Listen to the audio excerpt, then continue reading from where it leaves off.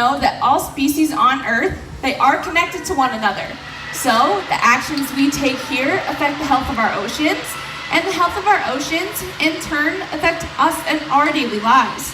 When we burn fossil fuels like coal, oil, and gas, we are releasing more and more carbon recycling. So by a show of hands, how many of you out there recycle? That's pretty good. We really love to see everyone's hands up because it is so simple that we can all do. And this is actually a newer behavior that Coco is working on. So can we give her some encouragement? Awesome job, Miss Coco.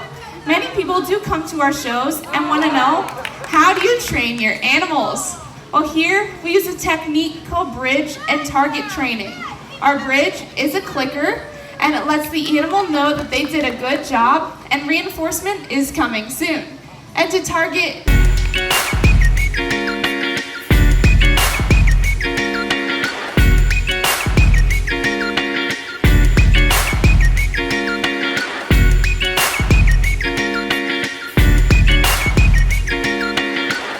So can we give Coco here a great big reward?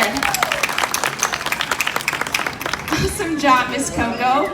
An important aspect of all the training we do here is called husbandry care. And this is just any medical husbandry behaviors makes any medical work, if it's necessary. Their 20s, their 30s, and some seals have even been known to live into their 40s.